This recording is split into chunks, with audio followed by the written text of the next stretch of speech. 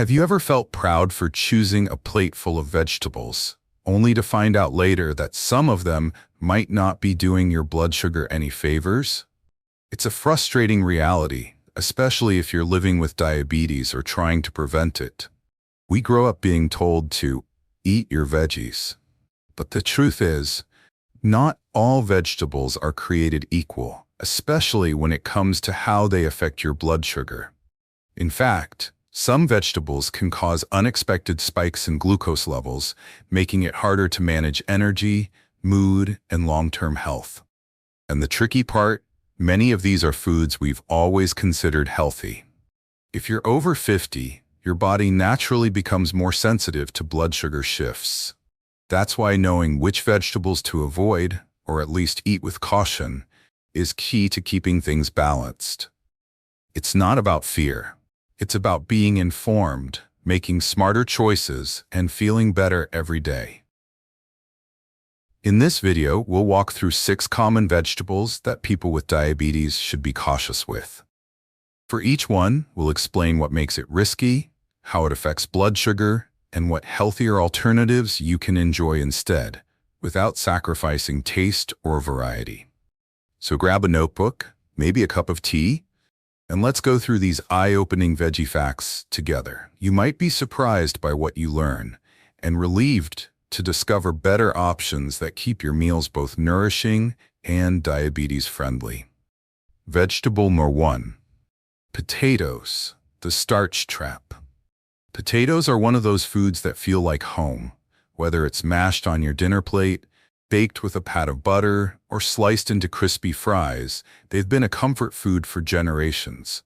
But if you're living with diabetes or trying to control your blood sugar, this starchy favorite might be doing more harm than good.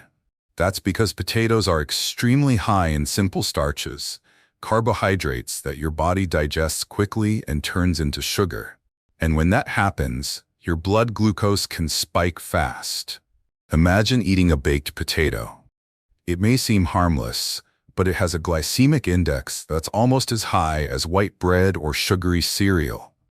That means your body absorbs it quickly, which leads to a sharp rise in blood sugar, followed by a crash that leaves you tired, hungry, and craving more carbs.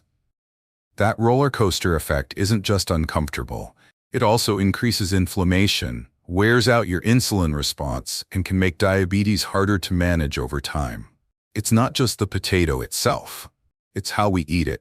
Most people enjoy potatoes without enough fiber, fat, or protein to slow down the sugar rush. Think about buttery mashed potatoes, loaded baked potatoes, or deep-fried French fries. These are not gentle on your system, especially if you're over 50 and your metabolism is slowing down. Now, you don't have to give up potatoes entirely, but it's smart to be more selective. Choose smaller varieties like red or new potatoes, and always eat them with the skin on to keep some fiber. Skip the frying. Roast them instead with a drizzle of olive oil, herbs, and garlic. Even better, eat them alongside a protein-rich food like chicken or beans, and plenty of leafy greens to help balance the sugar load. If you're open to alternatives, there are some great swaps that deliver the comfort of potatoes without the spike. Mashed cauliflower is a creamy, low-carb option that's full of fiber. Roasted turnips or rutabagas are hearty and delicious with just a little seasoning. Even sweet potatoes, eaten in moderation, offer more nutrients and a gentler effect on blood sugar. Just keep the portions small and avoid adding syrup or sugar. It's all about awareness and balance. By understanding how potatoes behave in your body, you gain the power to make better choices, not to restrict yourself, but to feel more energized, more stable, and more in control of your health. So next time you're planning a meal, think beyond the potato. Your blood sugar and your body will thank you. Vegetable number 2, beets, the sweet veggie that spikes blood sugar. Beets often show up on healthy food lists, and for good reason. They're full of antioxidants, fiber, folate, and nitrates that support circulation. But if you're living with diabetes or trying to manage your blood sugar after 50, beets can quietly become a troublemaker on your plate. That naturally sweet flavor you enjoy is a sign of their high natural sugar content. While it may seem harmless, that sugar can have a surprisingly strong effect on your glucose levels. When you eat beets, especially cooked ones, your body quickly breaks down the natural sugars and sends them into your bloodstream. That can lead to a noticeable spike in blood sugar, even though the sugar is natural. The problem is even greater when beets are juiced. Without their natural fiber to slow things down, beet juice delivers a concentrated burst of sugar that hits fast and hard, something people with diabetes want to avoid. To make matters more complex, beets have a higher glycemic index than many other vegetables. That means they cause your blood sugar to rise more quickly than leafy greens or cruciferous veggies like broccoli or cabbage. And if you're eating them regularly in large portions, especially in soups or roasted dishes, the impact adds up fast. Now, this doesn't mean you need to eliminate beets forever. They do have some benefits, like supporting blood flow and heart health, but it's all about how you use them.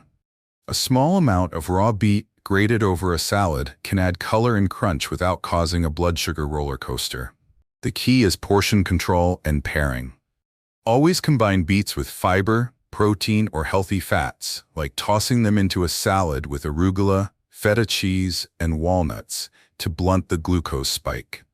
If you love the idea of colorful veggies but want to stay on the safer side, consider alternatives like red cabbage, bell peppers, or even radishes. These give you that vibrant plate and crunch without the sugary surprise. So while beets may look innocent on your plate, they deserve a second thought if you're watching your blood sugar. With a little mindfulness and moderation, you can still enjoy them occasionally without letting them derail your efforts to stay balanced, energized, and in control of your health. Vegetable number 3. Corn, the hidden carb bomb. Corn is one of the most common vegetables in the world, and one of the most confusing when it comes to managing diabetes. It shows up in everything from fresh cobs at summer barbecues to canned kernels, tortillas, and even sweeteners like high fructose corn syrup. And while it may seem like a harmless vegetable, corn is actually a starchy carb, and for people over 50 with diabetes, that means it can quietly raise blood sugar more than you might expect. Let's break it down. A single ear of corn contains about 25 to 30 grams of carbohydrates, with very little fiber to help slow the sugar release. That's almost the same as a slice of white bread. When you eat corn, especially in large portions or combined with other carbs, like in cornbread, chips, or corn-based cereals, your body quickly turns it into glucose. That leads to a spike in blood sugar, followed by the typical energy crash that leaves you feeling tired, hungry, and sometimes even irritable. Canned corn and corn on the cob may seem like healthier options than processed versions, but they still carry a high glycemic load. And frozen or microwavable corn blends, often mixed with butter or sauces, add even more fats and sugars that can make managing your levels more difficult. Even popcorn, though it's technically a whole grain, can be a problem if you're eating large amounts or adding sugary coatings, cheese powders, or buttery toppings. One of the trickiest parts about corn is that it sneaks into your meals without you realizing it. Corn-based ingredients are everywhere. Cornmeal in muffins, cornstarch in sauces, corn syrup in beverages, and corn oil in processed foods. That's why even when you think you've made a healthy choice, you might still be consuming more starch than your body can handle. So what can you do? The first step is awareness. Read food labels, control your portions, and try to limit corn to small side servings instead of making it the star of your plate. If you love the taste and texture of corn, choose baby corn instead. It's lower in starch, higher in fiber, and has far less impact on your blood sugar. You can find it in most grocery stores, often in the canned or Asian food aisle.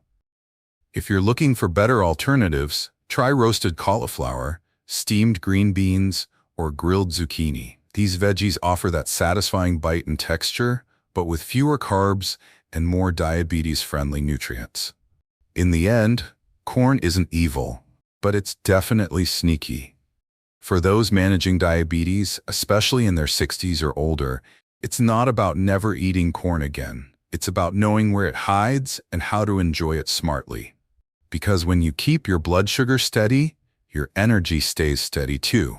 And that means more strength, more clarity, and more freedom in your everyday life.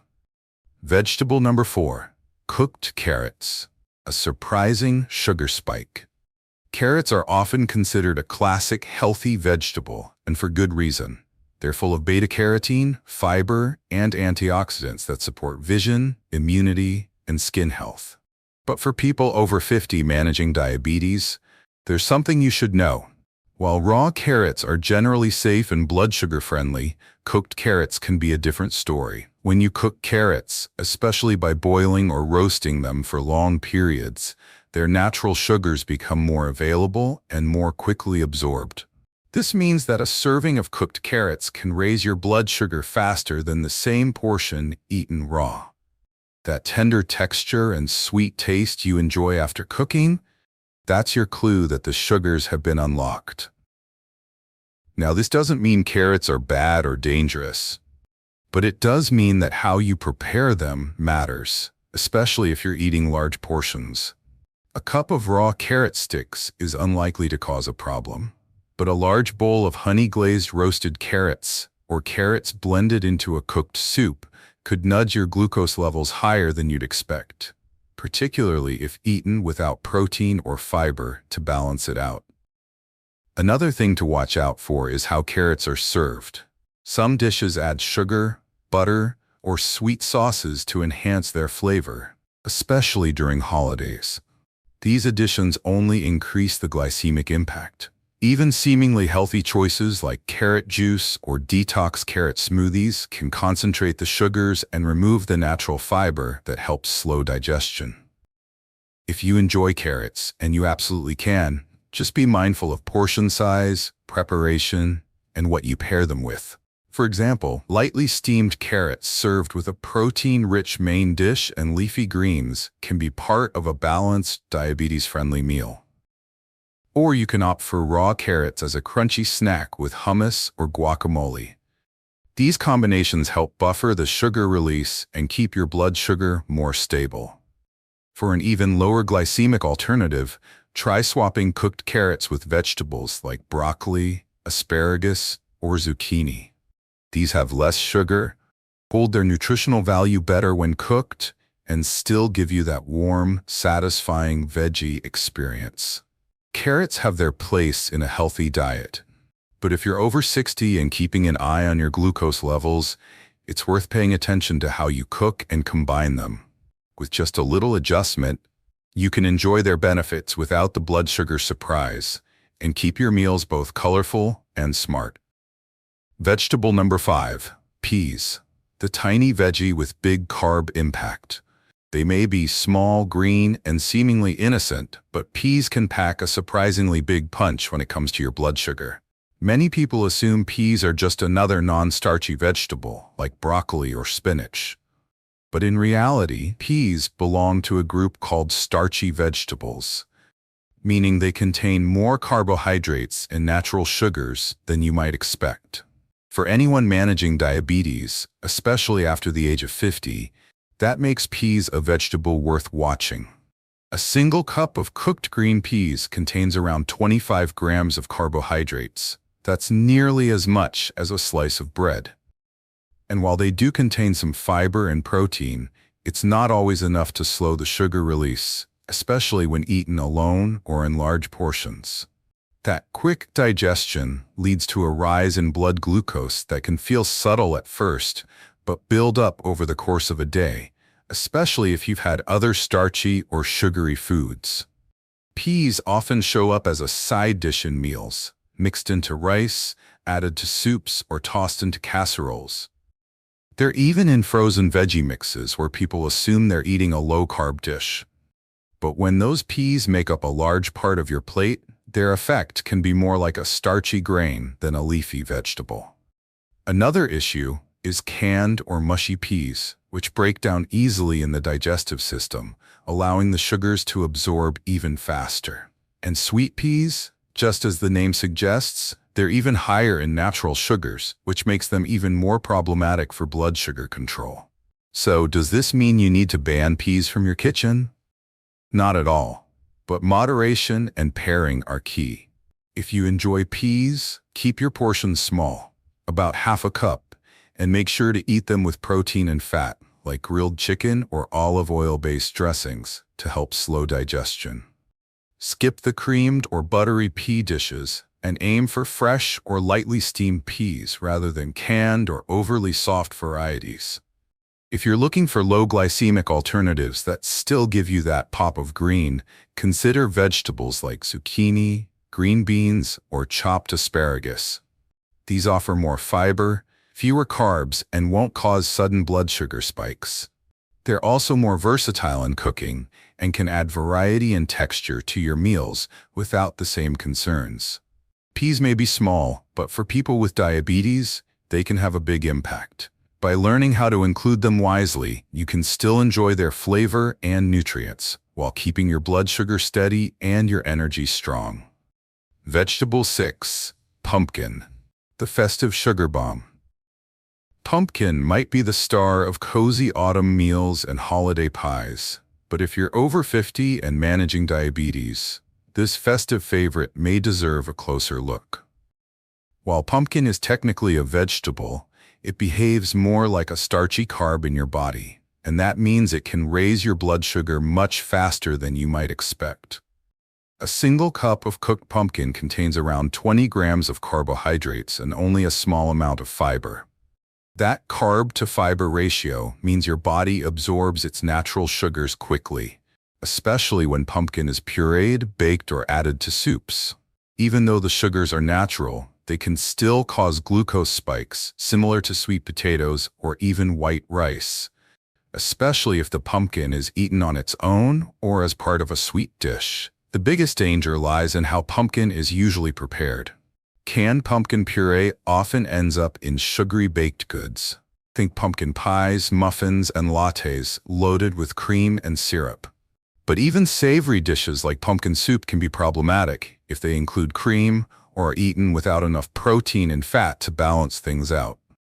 And flavored pumpkin products, such as pumpkin-flavored yogurt or granola, often come with added sugars that amplify the problem. The glycemic index of pumpkin is moderate, but because it's easy to overconsume, especially in soft or blended forms, it can still pose a challenge for blood sugar control. The smoother the texture, the faster your body digests it, and that means faster sugar release into your bloodstream.